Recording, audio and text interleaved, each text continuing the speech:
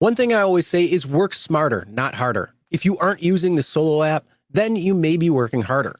So let's change that. Download the app, link your accounts where you can manage your income, track your expenses, and project your taxes.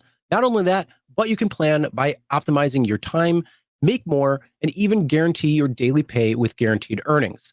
Download Solo and begin to work smarter, not harder today. Link is in the description. All right, let's get back to it. Because, it's a new year, new me. Are you leaving gig work or thinking about it? Well, Alex wants to know.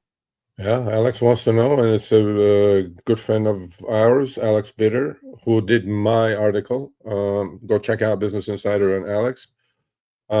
He has a survey up on Business Insider. Please feel free to go chime in.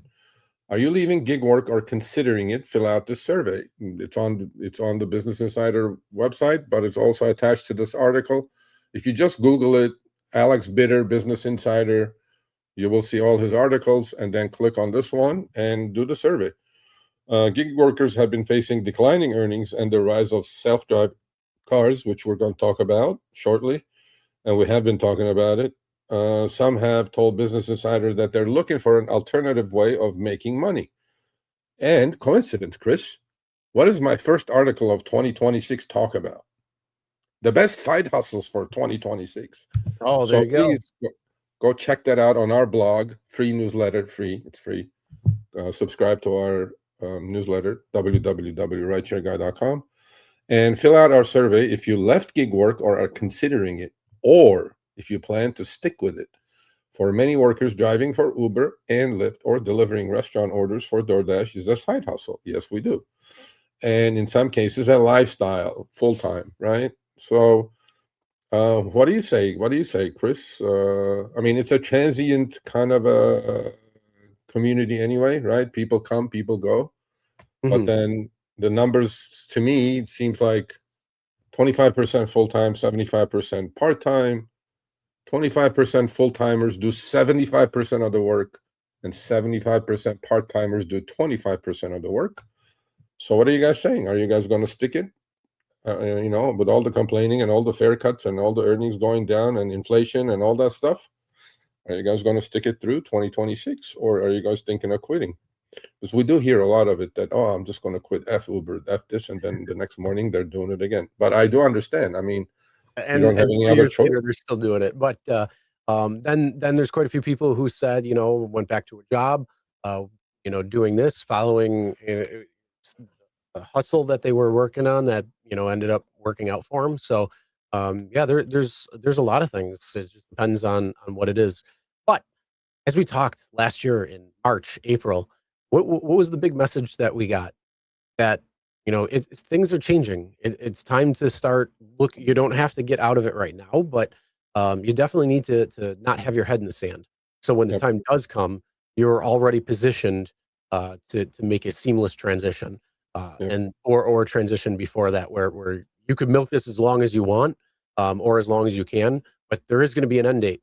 In certain areas, it's kind of already starting. So like places like Dallas, Houston, especially, then parts of San Francisco and Oakland and LA, even areas are starting to get hit with these AVs. I don't know how it's going so far with Denver and Seattle when it comes to Waymo, but weather might not be on their side there, so at least you got a little bit there. But that is one of the things. Like I say, milk it for as long as you can, but at least start looking so you're not trapped, and you don't all of a sudden you get that email, oh, you've been deactivated from every platform. I mean, I think Waymos are obviously one. The big one is going to be robotaxis. They're spreading. Look, each Waymo is equal to 3 drivers, Chris. Okay, truly, because they can drive for 21 hours, 22 hours, and then pull in, get charged, cleaned up, go out again. There's no time limit. And each Waymo does equal work for 3 drivers. So it's not like 1-to-1. So when you go, oh, there's not enough Waymos, I'm like, yeah, but if there's 1,000 Waymos, it equals 3,000 drivers work per day. And if you look at Waymo trips just in California, they just hit 1 million trips. They just crossed 1 million trips. and I mean, not aggregate, million trips a month now. It's not a joke. And then That's a on top million of it, trips less. That's a million trips less that the drivers are going to get. I mean, and on top of it, those little delivery robots like Coco yeah, or the Robo, but Waymo is also going to be doing food delivery as well too. Yeah, no, it's they are doing it, and you know, Uber. We're going to talk about the next few minutes about that, what they're doing in San Francisco. Look, they're all rushing to replace you, and this is inevitable. It's the future of transportation, I believe. So, you know, we've been saying this for a while: Plan B, Plan C, Plan D. But then I also think it's some sort of a liberation from what you're doing, because most of you are doing it for the cash, obviously. And what could replace it? I don't know. But the other thing is invest. I mean, you need to learn how to invest. You need to just invest. Invest in your future, because nobody's coming to save your ass other than you, unless you have rich parents. And I don't think most of us have rich parents. Except for inflation, and it's only going to fuck you in the end. You think Uber's bad? Oh, inflation is worse. Inflation is a real. Your money losing value is real. Government gaslighting is real. Don't worry about the rich, what they're doing. You need to learn, man. You need to add tools to your toolbox. I gotta say, I do like this free cash flow entering the stock market, because that market's going up right now. Yeah, well, Friday we have the Supreme Court deciding on the tariffs, so we'll see. It could be exciting.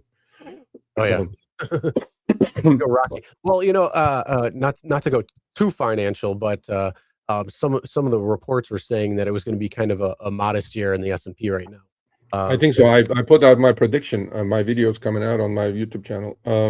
My prediction is 5,800 low, 7,400 high for the S&P 500, and we're going to end up about 7,250. Yeah, that's what I've seen. They're saying right around 772.